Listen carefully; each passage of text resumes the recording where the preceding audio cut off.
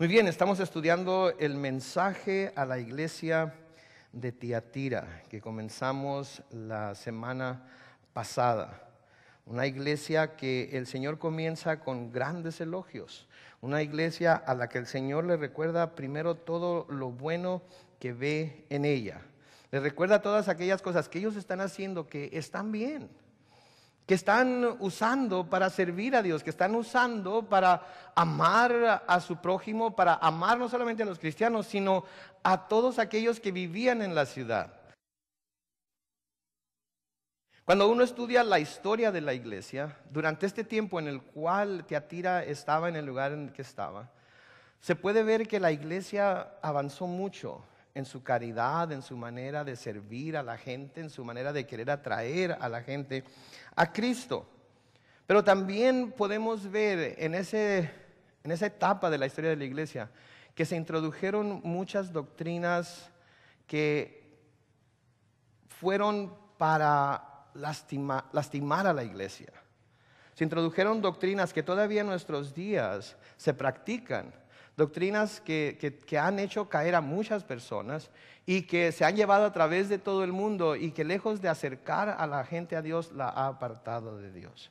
Entonces, la iglesia de Tiatira es una iglesia muy importante para nosotros estudiarla, porque alguien dijo que aquel que no presta atención a la historia está destinado a repetirla. Entonces, nosotros como cristianos tenemos que ver lo que la historia de la iglesia nos dice para que los errores que cometieron las iglesias o que cometió la iglesia en el pasado, nosotros no los vayamos a repetir otra vez, de nuevo, y vayamos a caer en cosas como las que estaba cayendo esta iglesia.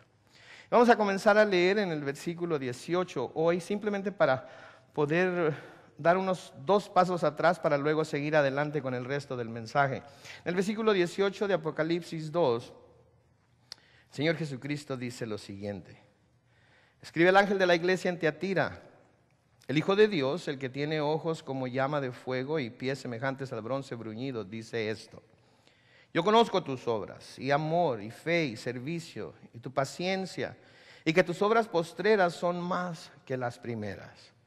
Eso fue lo que vimos la semana pasada. En el siguiente versículo empieza con ese pero tan importante, esa palabra pero, ¿verdad? Esa palabra que a veces nos mete en problemas, pero, ¿verdad? Mi amor, ¿qué te pareció la cena? Estuvo muy buena, pero si le hubieras puesto un poquito más de sal, ¿no? Pues ya no estuvo tan buena, ¿verdad?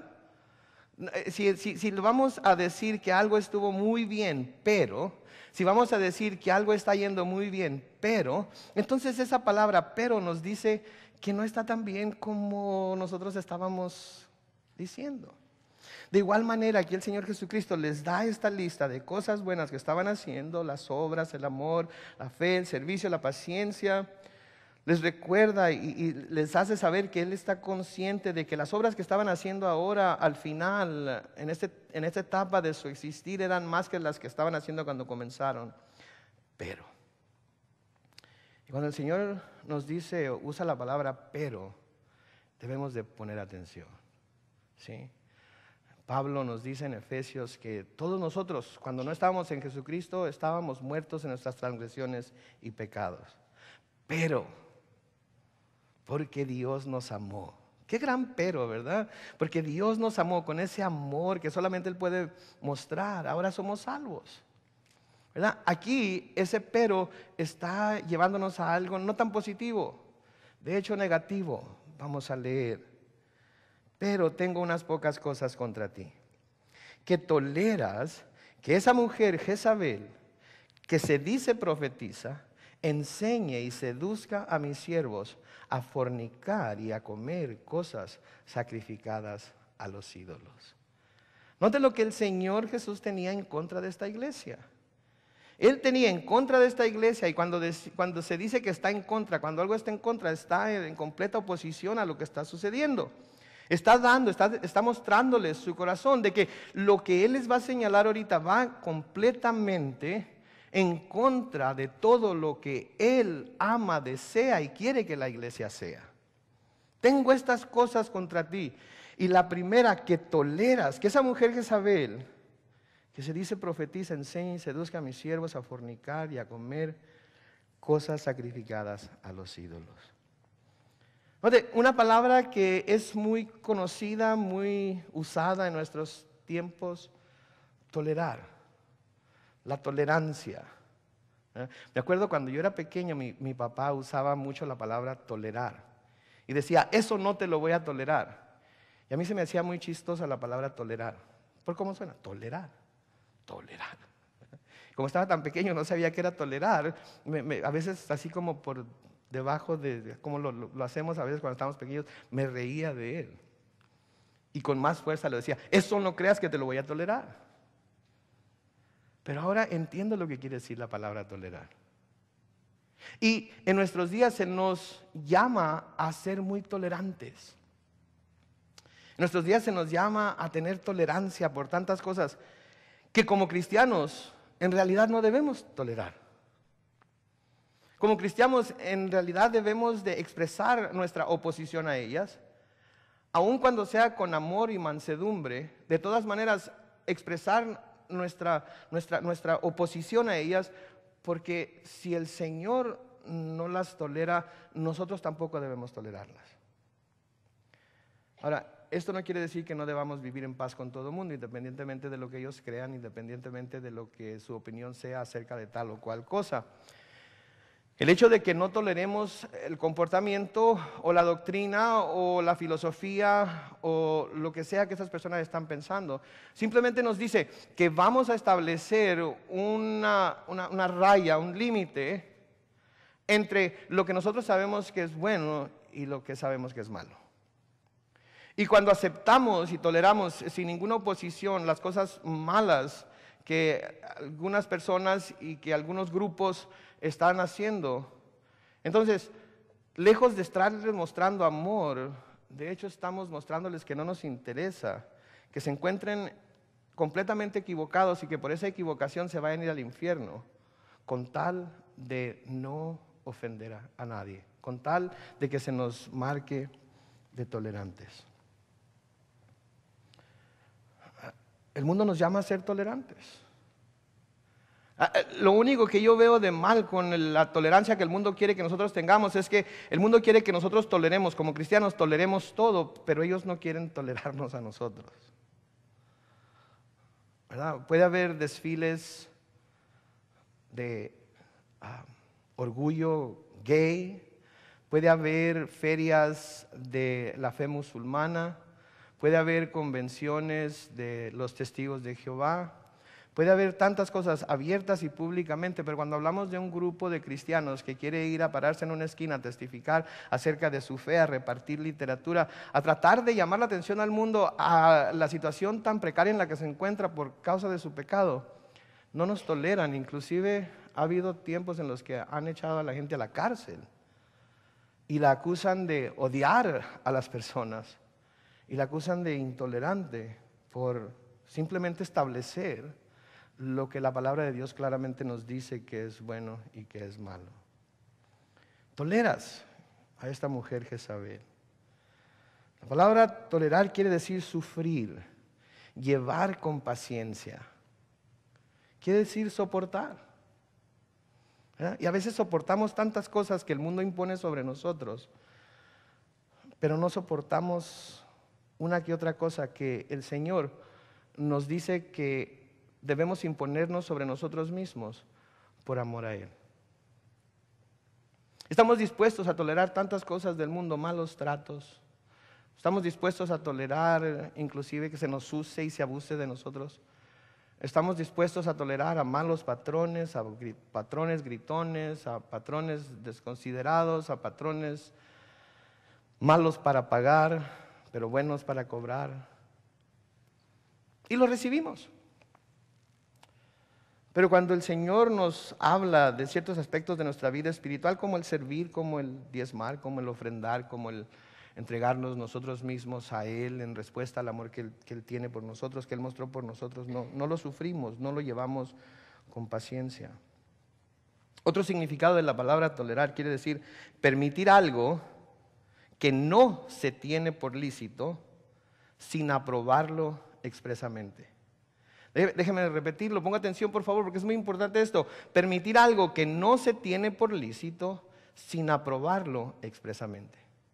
En otras palabras, no dicen claramente que aprueban lo que se está haciendo, pero lo aceptan. ¿Verdad? No se dice claramente, no se dice abiertamente, oh, yo apruebo completamente de ese comportamiento. Yo apruebo completamente de esa filosofía. Yo apruebo completamente de esa manera de pensar, de esa manera de creer. No lo dicen abiertamente, pero saben, está entendido para la persona que es algo ilícito, que es algo que no es congruente con la fe que dice tener, con el estilo de vida que dice vivir, con lo que ha expresado la persona que cree. Entonces está diciendo que aprueba lo que sabe que está mal, pero sin decir abiertamente que lo acepta. Esa es una hipocresía, básicamente. Porque si yo sé que algo está mal, no va a haber manera de que lo vaya a aceptar. Y si bien no voy a imponer mi manera de pensar sobre nadie, tampoco voy a dejar de decir y de expresar lo que verdaderamente creo acerca de aquello que estoy viendo. Por lo tanto, mi fe, mi Señor, mi manera de pensar, impone sobre mí la obligación de abrir la boca y de decir, eso no lo puedo aprobar. Si eso es lo que tú quieres vivir, si eso es lo que tú quieres hacer, tú tienes el derecho de hacerlo porque vivimos en un país libre, pero yo no lo puedo aprobar. Esto era lo que estaba haciendo la iglesia de Tiatira.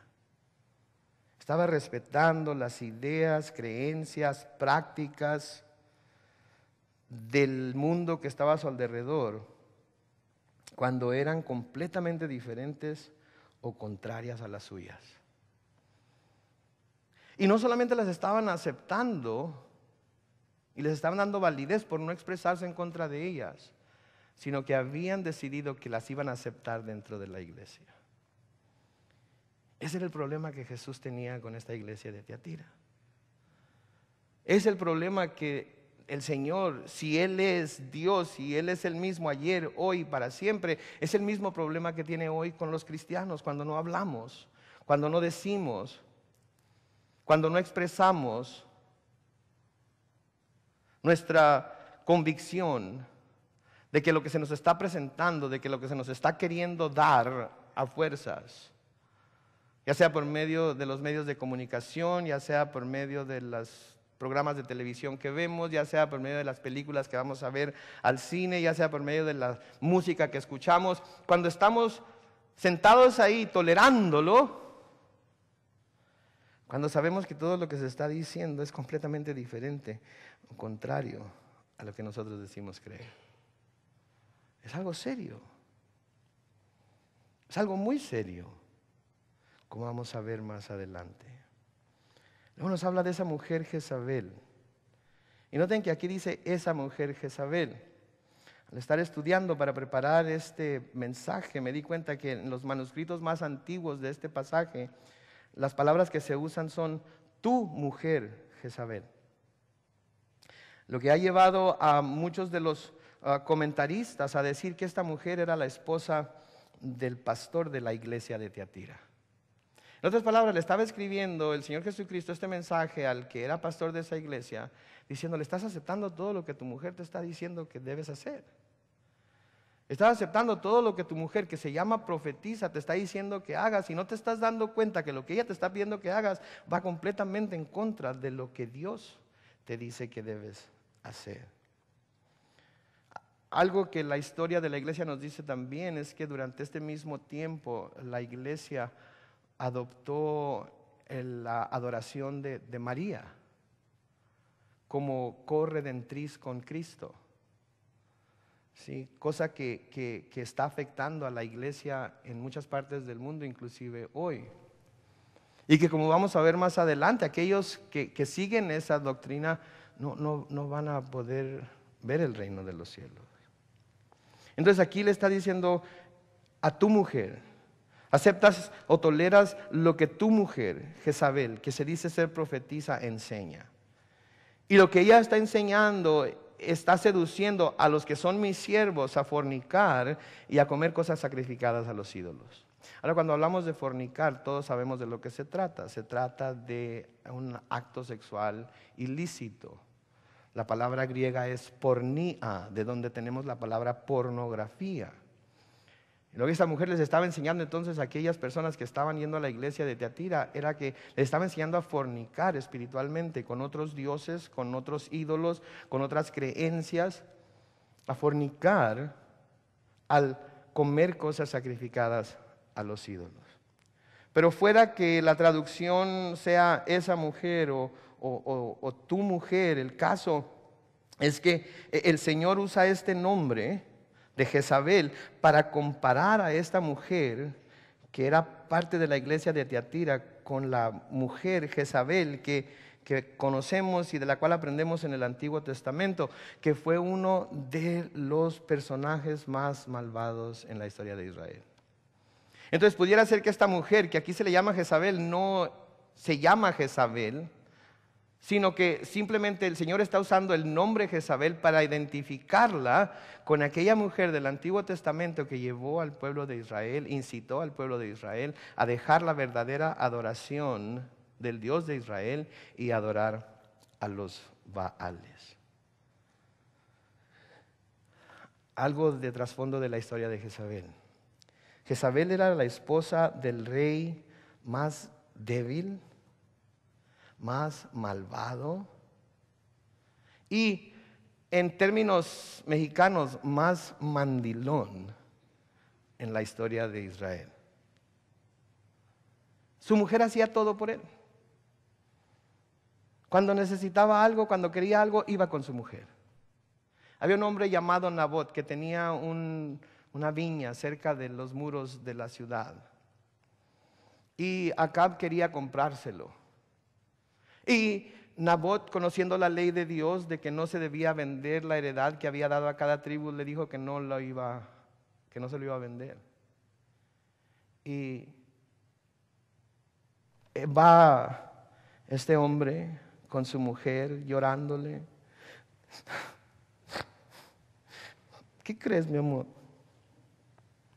Fui y le ofrecí buen precio a Nabot por la viña que tiene ahí a un lado de la ciudad y no me la quiso vender. Bueno, pero que no eres el rey, fájate los pantalones y ve y quítasela.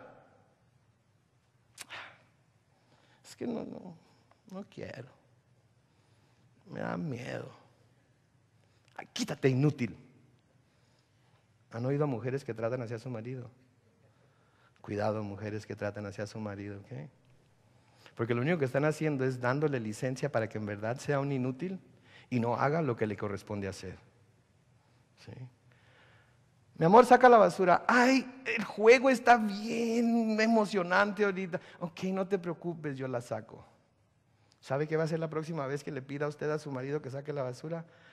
Va a haber algo más emocionante todavía y lo va a dejar que se quede a verlo y usted va a tener que sacar la basura.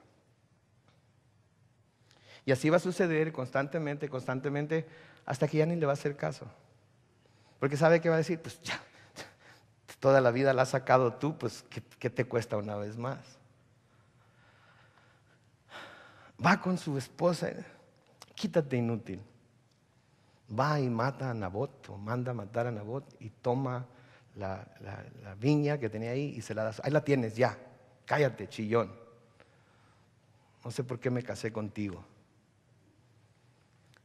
Esa era la clase de mujer y esa era la clase de rey que era Acab. Sí, era un rey que no reinaba su mujer en lugar de él, pero él era el hombre, así es que tenía que aparentar, pero siempre que tenía un problema mandaba a su mujer. Y Jezabel era su esposa. En Primera de Reyes, en el capítulo 16, en los versículos 30 al 33, se nos dice lo siguiente acerca de Acab. Dice, y reinó Acab, hijo de Omri, sobre Israel en Samaria 22 años. Y Acab, hijo de Omri, hizo lo malo ante los ojos de Jehová, más que todos los que reinaron antes de él. Note por favor esto. Hizo lo malo ante los ojos de Jehová, más que todos los que reinaron en Israel antes que él.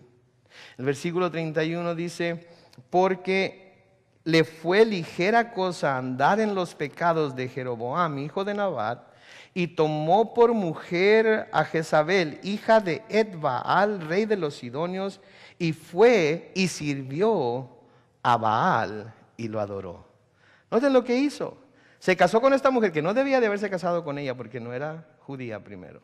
No solamente se casó con ella, sino que una vez que se casó con ella, fue y sirvió a Baal, dejó a Jehová, dejó a Dios, dejó al Dios de sus padres, dejó al Dios que había hecho el pacto con su pueblo, y fue y sirvió a Baal, y no solamente lo sirvió, sino que lo adoró.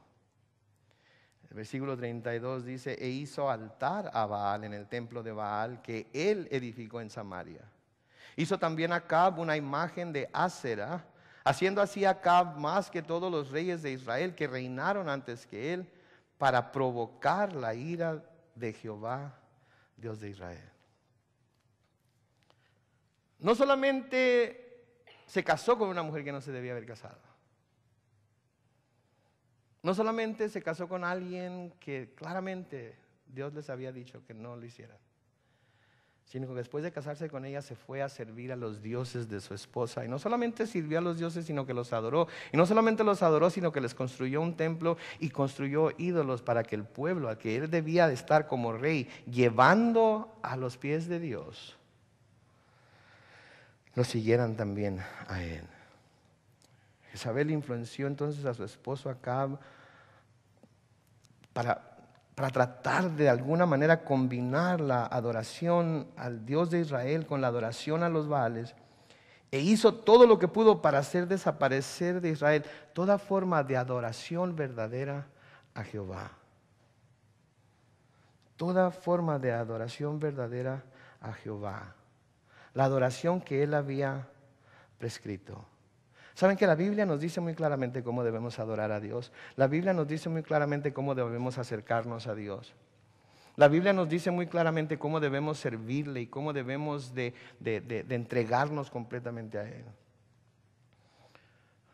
Pero el mundo, el pecado, Satanás, las falsas doctrinas que algunos hombres y mujeres que se dicen ser profetas de Dios, profetizas de Dios, que dicen traer el mensaje mismo de Dios, todas estas cosas tratan de mezclar las falsas doctrinas que ellos han entendido de las que habla la Biblia con la verdadera doctrina y han hecho caer a muchos.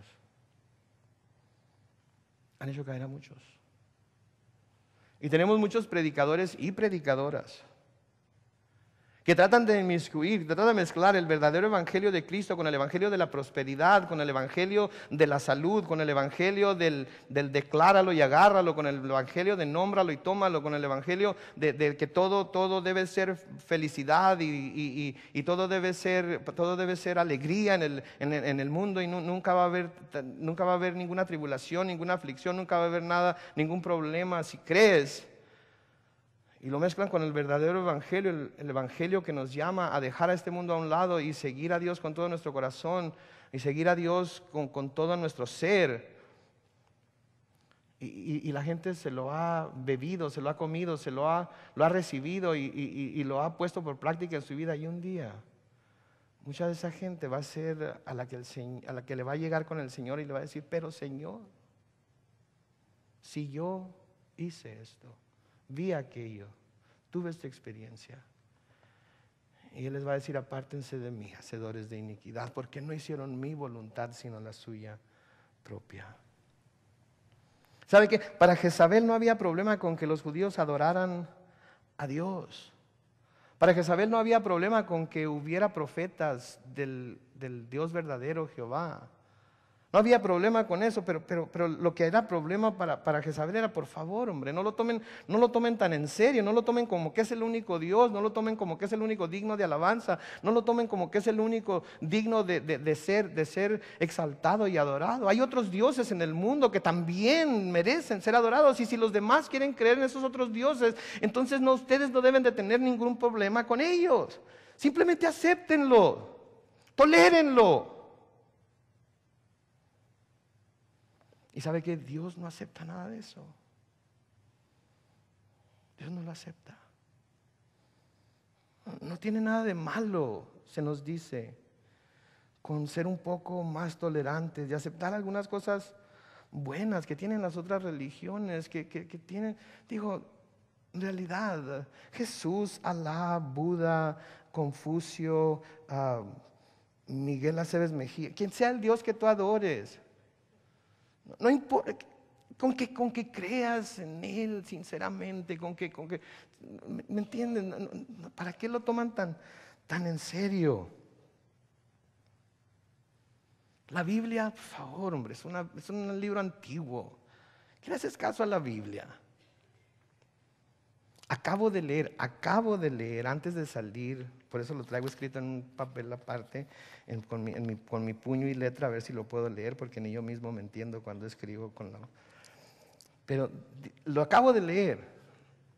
Dice, 50% de la población en Estados Unidos dice que la Biblia, el Corán y el libro de Mormón contienen diferentes expresiones de una misma verdad. ¿Qué? 50% de la gente aquí en Estados Unidos dice que la Biblia, el Corán y el libro de Mormón contienen diferentes expresiones de una misma verdad. ¿Es eso lo que nos dice Dios acerca de su palabra? Dios nos dice que Él exalta su palabra inclusive por encima de su nombre. Dios nos dice que cielo y tierra pasarán, pero su palabra no pasará. Dios nos dice que ni una jota, ni una tilde, que quiere decir ni un punto, ni una coma, va a dejar de cumplirse tal y como está escrito en la palabra. Pero el mundo quiere que hagamos de cuenta que todo es lo mismo, que todo es igual, que no hay razón para. Por favor, hombre, cristianos, no tomen a su Cristo tan en serio. No es para tanto. Hay otros caminos, hay otras formas. ¿En realidad creen que Dios iba a dejar nada más un camino? No es que yo lo crea o no, es que es lo que la palabra de Dios dice. Porque no hay otro nombre dado a los hombres bajo el cielo por medio del cual puedan ser salvos, excepto Jesucristo. Hombre, no lo estoy diciendo yo, lo está diciendo la palabra de Dios. Y si yo creo que esta es la palabra de Dios, entonces yo creo que Jesucristo es el único camino. Pero quieren que toleremos todo lo demás. Saben que esta mujer Jezabel no se conformó con eso. Esta mujer Jezabel mandó matar prácticamente a todos los profetas de Jehová. A todos los profetas de Jehová los mandó perseguir, los mandó matar. Quería acabar con ellos, quería acabar con cualquier persona que abriera la boca y dijera que lo que ella estaba haciendo estaba mal. Con cualquier persona que no la quisiera tolerar. Desafortunadamente para ella existía un hombre que se llamaba Elías. Y ese hombre era un verdadero siervo de Jehová. Ese hombre era un verdadero hombre, que sabía que Dios estaba con él, que sabía que su primer deber era hablar de parte de Dios todas las cosas que Él le daba para hablar y que nadie lo iba a callar. Y llegó el momento en que Elías se cansó, estaba hasta el copete, como dice mi mamá, Carlos Manuel, ya me tienen hasta el copete, estaba hasta el copete Elías. Y fue a Israel y convocó a todo el pueblo.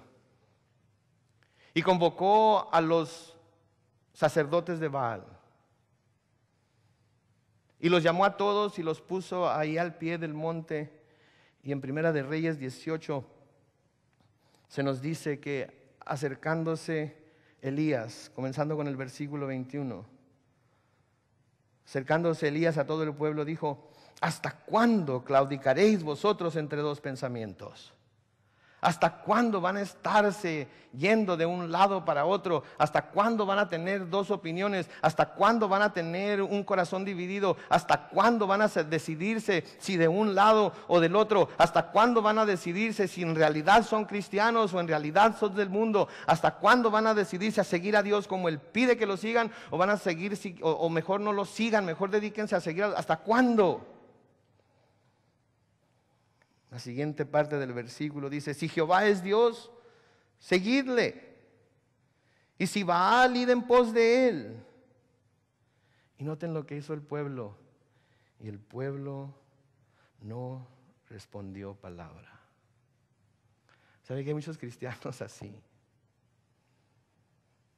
El Señor les está diciendo: decídanse ya, por favor, decídanse ahorita, tómense un tiempo para decidir si me van a seguir a mí, si creen que yo soy Dios, síganme entonces completamente, o mejor quédense en el mundo, mejor quédense con los Baales, mejor quédense con los dioses de la riqueza, mejor quédense con los dioses que este mundo les presenta, pero decídanse ya. Y no dicen nada. Se quedan callados. No son como Josué que les dijo al pueblo de Israel cuando cruzaron la tierra prometida: hagan una decisión hoy. Si se les hace justo seguir a Jehová, entonces síganlo. Y si no, no lo sigan. Pero mi casa y yo serviremos a Jehová. Se quedan callados. No quieren ofender a nadie. Quieren que todo el mundo esté contento. Quieren verse como gente tolerante.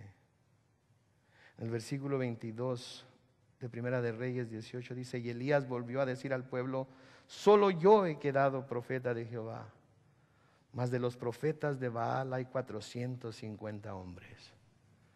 Él era el único que estaba ahí frente a los 450 profetas de Baal, los 450 profetas de Baal, siervos de Baal. Pero estaba dispuesto a arriesgar su vida, no por defender a Dios, por expresar el corazón de Dios. Y eso es a lo que somos llamados nosotros en nuestros días, a expresar el corazón de Dios. Y la única manera que vamos a poder expresar el corazón de Dios es si su palabra está guardada en nuestro corazón. Porque el salmista dice: en mi corazón he guardado tu palabra para no pecar contra ti. No podemos expresar el corazón de Dios si esto no está guardado en nuestro corazón. No solamente cuando esto está guardado en nuestro corazón que nosotros podemos, como Elías, expresar el corazón de Dios. Todos conocemos la historia. Si nunca la ha leído, lea Primera de Reyes 18 y 19, lo que pasó. Elías manda traer sacrificios tanto para él como para los profetas de Baal. Manda que hagan un altar, manda que llenen una zanja de agua. Y luego él les dice: ustedes clamen a Baal y yo voy a clamar a Dios, y el que haga llover fuego del cielo, ese es el verdadero Dios. Y los sacerdotes, los profetas de Baal empezaron a bailar y a danzar y a brincar y a hacer todo tipo de cosas para tratar de hacer que Baal hiciera llover fuego del cielo. Y por más que trataban, no pasaba nada. Y Elías empezó hasta a burlarse de ellos, a decirles: griten más fuerte, a lo mejor está dormido. Griten con más fuerza, a lo mejor se fue al baño, ha de haber ido al baño y está ocupado, por eso no les responde. Y la palabra de Dios nos dice que los profetas de Baal empezaron a hacerse cortadas, empezaron a cortar el cuerpo y empezaron a rasgarse todo el cuerpo, a rasgarse los vestidos, a hacer todo tipo de cosas para llamar a Baal a que se manifestara a favor de ellos. Y no sucedió nada. Se nos dice que Elías mandó no solamente poner el sacrificio sobre la leña, sino que mandó echarle cántaros y cántaros de agua para que se mojara. Y cuando estuvo preparado el sacrificio, levantó los ojos al cielo y dijo: Señor, para que se sepa que hay Dios en Israel, No dijo para mi gloria, no dijo para que sepan que yo soy tu profeta, para que sepan que tú estás conmigo, que estos camaradas en realidad no tienen nada. No digo para que se sepa que hay Dios en Israel. Y Dios hizo llover fuego del cielo y no solamente consumió el sacrificio, sino que consumió la leña. Y la palabra de Dios nos dice que lamió el agua que se había llenado la zanja. Para que se supiera que había Dios en Israel. ¿En dónde está el Dios de Elías? Se pregunta mucha gente. ¿En dónde está ese Dios que hace llover fuego del cielo para que se sepa que es verdadero, para que se sepa que está vivo, para que se sepa que es real? ¿En dónde está ese Dios de Israel del cual nos habla la Biblia? Yo tengo una mejor pregunta para usted. ¿En dónde están los hombres como Elías?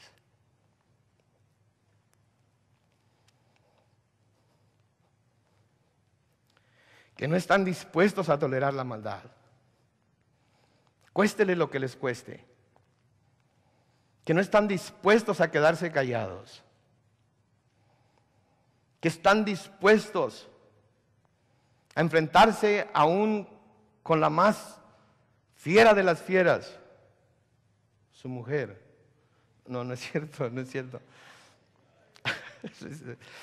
Yo sé, me estoy ahorcando yo solo. No es cierto. Están dispuestos a enfrentarse a lo que sea por proclamar la palabra de Dios, por servir a Dios, por entregarse a Dios, por consagrarse al servicio de Dios. Diga lo que diga quien lo diga. Cuando los hombres como Elías vuelvan a ser como Elías, es cuando el Dios de Elías va a volver a manifestarse como se manifestó ante Elías. Y que se agarre el mundo cuando eso suceda. Que se agarre el mundo. Porque va a haber gente convirtiéndose a diestra y siniestra. Y el día de la venida de Jesús va finalmente a llegar. Este era Jezabel. Hizo todo lo que pudo por hacer esta mezcla de religiones, entre la religión, el servicio, la adoración de Baal y la adoración de Dios, y tenía el esposo perfecto para ello, e hizo todo lo que pudo por matar al profeta Elías también. Hizo todo lo que estuvo en su poder, pero no pudo. ¿Sabe por qué? Porque Dios lo protegió. Dios lo protegió. Dios honró su fidelidad. Dios honró ese denuedo, ese valor que tuvo para ponerse de pie a defender lo que él sabía que era lo recto. En Primera de Reyes 19 se nos dice lo que sucedió después de que Elías hizo esto, porque después de que Elías pidió a Dios que hiciera llover fuego del cielo, la palabra nos dice que tomó a los 450 profetas de Baal y los mató a todos. Les dio cuello. Él solo, fíjese nomás, acabó con ellos. Y en el capítulo 19 de Primera de Reyes, en los versículos 1 y 2, Acab, como buen mandilón que era, dice: Acab dio a Jezabel la nueva de todo lo que Elías había hecho y de cómo había matado a espada a todos los profetas. Y entonces envió Jezabel a Elías un mensajero diciendo: así me hagan los dioses y aún me añadan, si mañana a estas horas yo no he puesto tu persona como la de uno de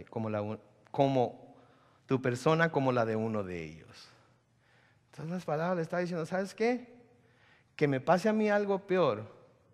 Si mañana, porque yo digo, tú no vas a estar tan muerto como mis profetas, como los profetas de Baal.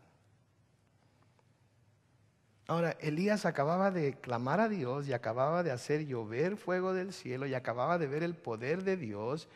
Y cuando escuchó este mensaje de Jezabel, me gustaría poder decirles que se le enfrentó y dijo: arráncate, aquí estoy. Pero no fue lo que hizo. El versículo 3 de Primera de Reyes 19 dice: viendo pues el peligro, se levantó y se fue para salvar su vida, y vino a Berseba, que está en Judá, y dejó allí a su criado. Elías corrió. ¿Se imagina usted la clase de mujer que ha sido Jezabel? Acababa de ver a Dios manifestarse de una manera tan poderosa. Llovió fuego del cielo y cuando Jezabel lo amenaza, dice, más vale que diga, esta mujer cuando se enoja, calla boca para lengua. Más vale que corra. Y huyó. Y fue y se escondió en una cueva. Y el Señor lo llama, Elías, ¿qué estás haciendo? No, Señor, es que tuve celo por ti, porque yo soy el único profeta que queda en Israel y a todos los demás profetas tuyos ya los mataron y sentí gran celo por ti. Entonces, ¿por qué corriste? Y el Señor le dice, ¿sabes qué? Vuelve al desierto, te voy a decir lo que vas a tener que hacer y ¿sabes qué? Quiero que sepas que va a haber 700 profetas que no han doblado la rodilla delante de Baal y que no han besado su mano. No eres el único. Saben que a veces nos sentimos como que somos los únicos que seguimos luchando en la causa de Dios, ¿verdad? A veces nos sentimos como que somos los únicos que seguimos firmes al pie del cañón. A veces sentimos que somos los únicos que seguimos firmes tirando trancazos, ¿no es cierto? Sabe que hay mucha gente que sigue igual de firme, que sigue con la misma resolución de seguir a Dios, que sigue con la misma resolución de servir a Dios, que sigue con la misma resolución de llevar el mensaje del Evangelio de Jesucristo a toda criatura. Pero Satanás quiere que pensemos que somos los únicos. Porque si pensamos que somos los únicos, entonces terminamos diciendo, bueno, pues si nadie me va a seguir, entonces yo solo, ¿qué puedo hacer? Mejor me quedo aquí y no hago nada porque pues soy el único. No, ¿sabe qué? Ve a su alrededor, busque a su alrededor y va a ver que hay gente con celo por Dios, que quiere servir a Dios, que quiere ser verdaderamente un seguidor de Dios, el hacedor de su palabra y no oidor solamente. Entonces Jezabel no pudo matar a Elías. Dios lo protegió. Pero ¿sabe qué? Jezabel era tan mala que Elías profetizó que esta mujer iba a morir repentinamente, así de repente. Y no solamente profetizó que iba a morir repentinamente, sino que profetizó que su cadáver iba a ser comido por los perros.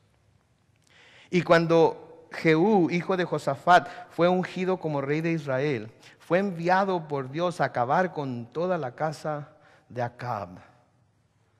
Acabar con toda su casa, con todo lo que tenía algo que ver con Acab. Fue acabar con todo. Y en Segunda de Reyes, en el capítulo 9, en los versículos 30 al 37, se nos dice lo siguiente. Vino después Jehú a Jezreel, y cuando Jezabel lo oyó, se pintó los ojos con antimonio y atavió su cabeza y se asomó a una ventana. Noten, ella sabía lo que iba a pasar. Ella sabía lo que iba a pasar. ¿Y qué es lo que trata de hacer? De nuevo trata de usar sus encantos, trata de usar sus artimañas y se pinta los ojos y se viste bien y se asoma por la ventana y se dirige a él.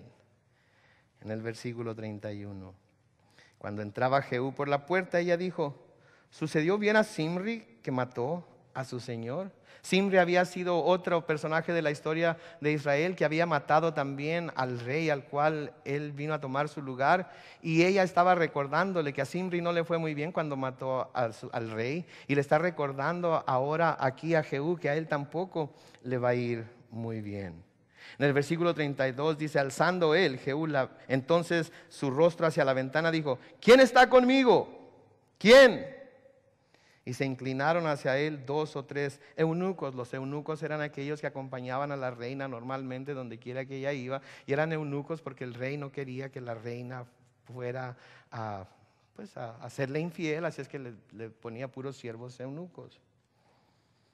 Y dice que se pararon 2 o 3 eunucos con él. En el versículo 33 dice, y él les dijo, echadla abajo. Y ellos la echaron, y parte de su sangre salpicó la pared y en los caballos, y él la atropelló.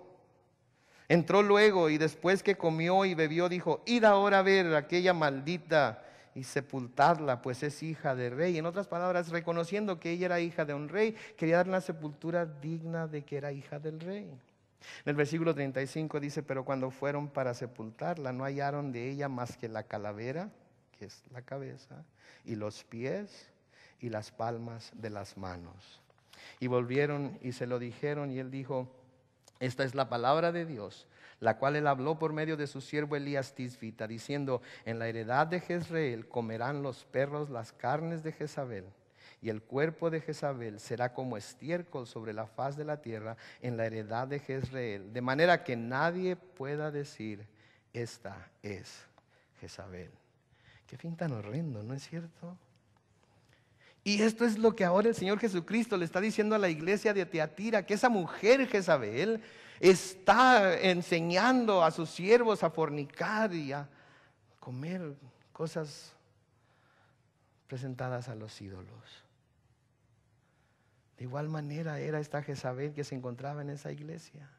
Quería derribar todo obstáculo que separara a la iglesia de Cristo del mundo de inmoralidad en el que vivía. O no hay problemas con que adoren a Jesús, no hay problema con que sean sus seguidores, pero por favor, no lo tomen tan en serio. No lo tomen tan a pecho. Yo sé que Jesús dijo, si su mano derecha los hace pecar, córtensela, es mejor que entren a la gloria faltándoles una mano, que se vayan completos. Yo sé, pero no lo tomen tan en serio, por favor. Yo sé que les digo que si su ojo derecho les es causa de caer, córtenselo, hombre, para es mejor entrar en la gloria faltándole un ojo que irse al infierno completos. Yo sé sus enseñanzas de que ámense unos a otros y así es como el mundo va a saber que son mis. Yo sé, pero no lo tomen tan en serio, hombre. No lo tomen tan en serio. No tiene nada de malo, les decía a las de la iglesia en Tiatira, no tiene nada de malo que participemos de las fiestas idólatras y que comamos estas cosas sacrificadas a los ídolos. No tiene nada de malo que vayas a ver películas X, R. No tiene malo que escuches esas música de reggaetón y que veas esos videos. Por favor, hombre, estás bajo la gracia, cálmate, te estás agarrando las cosas muy en serio. No tiene nada de malo. Debemos ser un poco más tolerantes, ¿no creen?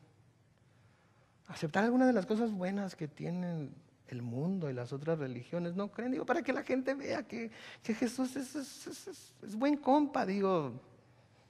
Fue santo, perfecto, sin mancha ni arruga, pero no le importa mucho todas estas cosas, hombre. Esas cosas tienen que ver con la tierra, no tienen que ver nada con el cielo.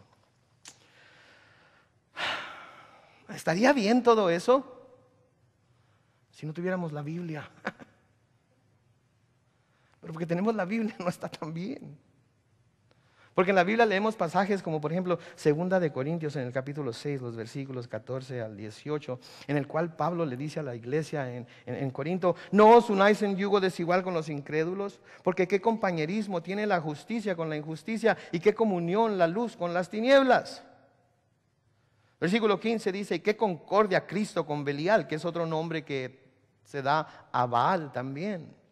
¿O qué parte el creyente con el incrédulo? ¿Y qué acuerdo hay entre el templo de Dios, que es nuestro cuerpo a propósito ahora en el Nuevo Testamento, y los ídolos? Porque vosotros sois el templo de Dios viviente, como Dios dijo, habitaré y andaré entre ellos y seré su Dios y ellos serán mi pueblo. Versículo 17 dice, por lo cual salid en medio de ellos y apartaos, dice el Señor, y no toquéis lo inmundo y yo os recibiré.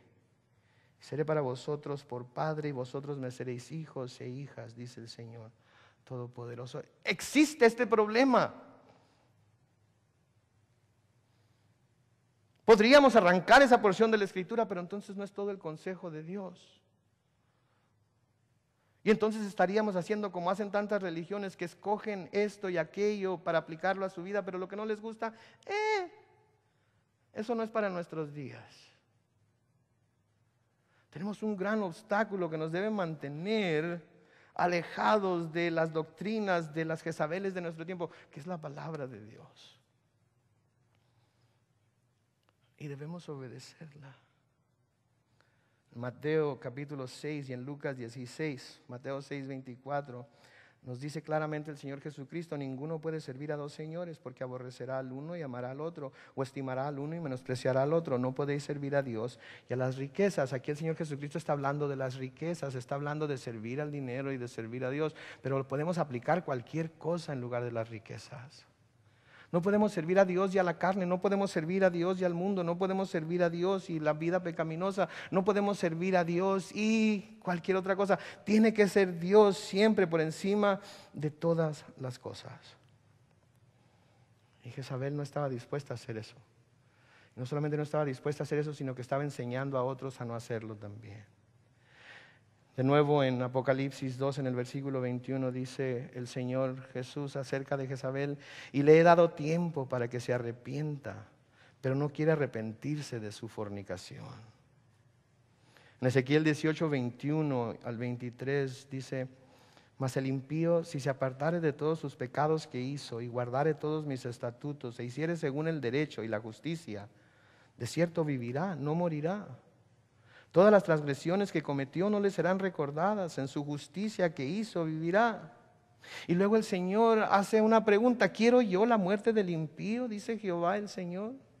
No vivirá si se apartare de sus caminos. El Señor quiere que el impío se aparte. Él no quiere acabar con él, Él no quiere enviarlo al infierno, Él no quiere matarlo, Él no encuentra, no le sirve de nada. Si Él quisiera deshacerse del impío, ya se hubiera deshecho de él. Lo que el Señor quiere es que se arrepientan y que vivan.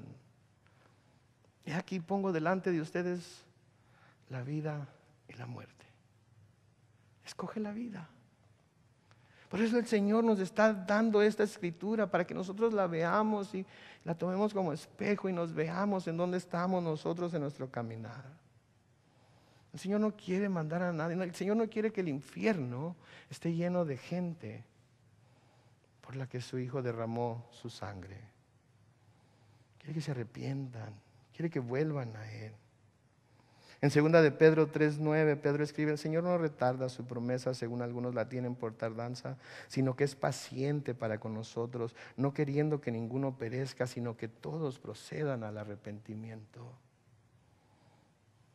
Él no está retardando su promesa simplemente por: mira cómo los tengo. Están todos tensos.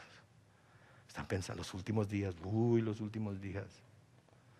Él no está pensando: arrepiéntanse, vuelvan a mí, escojan la vida. Todavía hay tiempo. Hoy es el tiempo apropiado, hoy es el día de salvación. En el versículo 22 de Apocalipsis 2 dice: aquí yo la arrojo en cama y en gran tribulación a los que con ella adulteran, si no se arrepienten de las obras de ella. Aquí cuando dice yo la echo en cama, la palabra griega es kliné, de donde tenemos la palabra reclinar o acostarse en una camilla, y lo que quiere decir es que la va a afligir con una enfermedad y va a causar gran tribulación a aquellos que con ella adulteran. Y no está diciendo aquí que cometen adulterio con ella, sino que juntamente con ella, ellos están adulterando en contra de Dios, con los ídolos y con el mundo. Ahora todos sabemos lo que es el adulterio. Y todos sabemos que es algo horrendo, que causa muchos problemas y que causa que las familias se disuelvan y que causa dolor y que causa heridas que a veces tardan años en sanar, si es que sanan. Y cuando alguien sabemos que es adúltero o adúltera, tenemos la tendencia: ¿cómo es posible? ¿Cómo pasó eso? ¿Sabe qué? Cuando nosotros nos vamos tras las cosas del mundo como cristianos, cuando nosotros vamos a buscar las cosas que el mundo nos ofrece, cuando coqueteamos con el mundo, cuando le cerramos el ojo, cuando titubeamos, cuando jugamos con las cosas del mundo, nos estamos convirtiendo en adúlteros y adúlteras espirituales. Estamos engañando, queriendo engañar a nuestro Dios, a nuestro esposo, aquel que nos limpió, que nos hizo blancos como la nieve, que nos hizo como blanca lana. Lo estamos engañando. ¿Entienden la seriedad de esto? No sé cómo decirlo para que lo entiendan. Quisiera cubrirlo de azúcar y ponerle un moño, pero no se puede porque es algo feo. Santiago nos dice en Santiago 4:4, oh almas adúlteras. En inglés dice adúlteros y adúlteras, para que no se salven ni el hombre ni la mujer de lo que está diciendo aquí. ¿No sabéis que la amistad del mundo es enemistad contra Dios? Cualquiera pues que quiera ser amigo del mundo se constituye enemigo de Dios. ¿Se dan cuenta? ¿Ven la seriedad de esto? En el versículo 23 de Apocalipsis 2 dice, y a sus hijos heriré de muerte, y todas las iglesias sabrán que yo soy el que escudriña la mente y el corazón, y os daré a cada uno según vuestras obras. Todo aquel que sea producto de la mezcla de las doctrinas de Jezabel o de las doctrinas de este mundo presente y las verdaderas doctrinas bíblicas, aun cuando quieran hacer lo que aparezca que es, son una aberración. Son una aberración. ¿Sabe lo que es una aberración? La aberración es un acto o conducta depravados, perversos, que se apartan de lo aceptado como lícito. ¿Y sabe lo que va a suceder con todas esas personas? Van a morir. Porque tienen poco de la doctrina real y poco de la doctrina o verdadera y poco de la doctrina falsa, y eso los va a llevar a la muerte. Versículo 24 dice, pero a vosotros y a los demás que están en Tiatira, a cuantos no tienen esa doctrina y no han conocido lo que ellos llaman las profundidades de Satanás, yo os digo, no os impondré otra carga. Pero lo que tenéis, retenedlo hasta que yo venga. Lo bueno que todavía hay, lo bueno que todavía queda, aquellas cosas que mencionó al principio en el versículo 19, reténganlo. Hagan todo lo posible por retenerlo hasta que Él vuelva. No lo pierdan, a como dé lugar, reténganlo. No lo pierdan junto con todo lo demás. El versículo 26 dice, al que venciere y guardare mis obras hasta el fin, yo le daré autoridad sobre las naciones, y las regirá con vara de hierro, y serán quebradas como vaso de alfarero, como yo también la he recibido de mi Padre. Y note el versículo 28, y le daré la estrella de la mañana. ¿Qué es la estrella de la mañana? ¿Qué es esa estrella? ¿Saben lo que es? Es Jesucristo mismo. Es Jesucristo mismo. En Apocalipsis 22, 16 dice, yo Jesús he enviado mi ángel para daros testimonio de estas cosas en las iglesias. Yo soy la raíz y el linaje de David, la estrella resplandeciente de la mañana. Él es la estrella. Nuestro galardón es Él. Nuestro premio es Él. Nuestra meta es estar con Él. El cielo va a ser el cielo no por las calles de oro, ni por el árbol de la vida, ni por todo lo espléndido y bello que vamos a ver y que vamos a disfrutar. El cielo va a ser el cielo porque nuestro Señor Jesucristo, nuestro galardón, estará ahí con nosotros. Por eso va a ser el cielo. Y debemos de pensar en el cielo en esos términos. Ay, ya me muero por llegar a las calles de oro, ya me muero por caminar encima de ellas, por comer del fruto del árbol de la vida, por ver el arco iris, por ver todos los colores y las joyas y el trono y los seres vivientes. Hello, ahí está Jesucristo. Y cuando lo veamos a Él, nada más nos va a importar, más que el hecho de que Él está presente. En Génesis 15:1 Dios hizo una promesa a Abraham y le dijo, y voy a leer de la versión Reina Valera Gómez, dice, después de estas cosas vino la palabra de Jehová a Abraham en visión diciendo, no temas, Abraham, yo soy tu escudo y soy tu galardón sobremanera grande. Él es nuestro galardón, Él es el premio, Él es lo que deseamos. Él es él debe ser el deseado de nuestro corazón. El mensaje a Tiatira termina como a las otras iglesias. El que tiene oído, oiga lo que el Espíritu dice a las iglesias. ¿Quién de ustedes tiene oído? De aquí a todos los que veo tienen 2 oídos. Entonces no pueden decir que no oyeron. El que tiene oído, oiga lo que el Espíritu dice a las iglesias. Padre Celestial, te damos gracias, Señor, por este mensaje. Te damos gracias, Dios, por lo que trae a nosotros. Te damos gracias, Señor, que lo has usado esta noche para hablar a nuestros corazones. Te pedimos, Señor, que lo escuchemos primeramente con la seriedad de vida. Especialmente si nos encontramos en este preciso momento, siendo adúlteros o adúlteras espirituales. Te pedimos, Dios, que lo tomemos con el debido cuidado si es que nos hemos encontrado practicando doctrinas que nada tienen que ver con lo que decimos creer.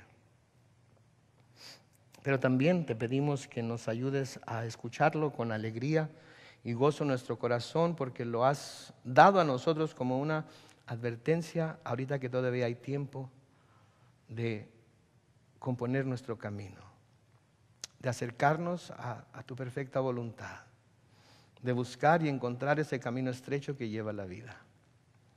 Ayúdanos, Señor, danos discernimiento, danos el poder de tu Espíritu, para que podamos, oh Dios, escuchar lo que tu Espíritu está diciendo a la iglesia. Lo que dijo a la iglesia de Tiatira en aquel tiempo y lo que está diciendo a tu iglesia en este tiempo. Ayúdanos, Señor, a finalmente decidir. Si tú eres Dios, te servimos y te seguimos a ti. Si el mundo es Dios, si Baal es Dios, si las cosas de este mundo son más importantes que tú, entonces decidámonos por ello. El no hacerlo está tratando de hacerte creer algo que tú claramente sabes que no es cierto. Y nos estamos engañando nosotros mismos. Señor, te damos gracias por tu gracia. Y te pedimos, Señor, en esta noche que si alguno de nosotros, Señor, se hubiera descarriado, si alguno de nosotros anduviera en los mismos caminos que esta mujer que aquí se llama Jezabel, que podamos volver al camino del Dios verdadero. Que entendamos lo serio que es esto, Señor. Que entendamos que debemos de estar sirviéndote y entregándonos a ti completamente. Tú no quieres una obediencia parcial. La obediencia parcial es igual a desobediencia. Y ayúdanos, Señor, si es que hemos derribado las barreras, a levantar esas barreras que en algún tiempo nos ayudaron a permanecer alejados del mundo y del pecado y más cerca de ti. No te pedimos que nos saques del mundo, sino que nos ayudes a ver que estamos en el mundo, pero no somos del mundo. Somos tuyos, comprados por la sangre del Cordero, que ahora nos hace aceptos a ti. Ayúdanos, Señor, a vivir de esa misma manera, de una manera digna del llamamiento del que tú has hecho sobre nuestra vida. Nos encomendamos a ti en esta noche, Señor, y te damos gracias. Gracias por tu amor y tu infinita misericordia. Gracias por esa paciencia que tienes. Gracias por recordarnos que tú no te deleitas en la muerte del impío, sino que quieres que venga el arrepentimiento para que pueda vivir. Gracias por ponernos esos 2 caminos delante de nosotros una vez más, el de la vida y el de la muerte. Por el poder de tu Espíritu, Señor, ayúdanos a escoger hoy la vida. Te lo pedimos en el nombre de tu Hijo amado Jesucristo. Todos los hijos de Dios dijeron, amén y amén. Dios les bendiga y les guarde, que Dios les dé un productivo y alegre resto de la semana y que en todo lo que hagan el nombre de Cristo sea exaltado y glorificado. Adiós.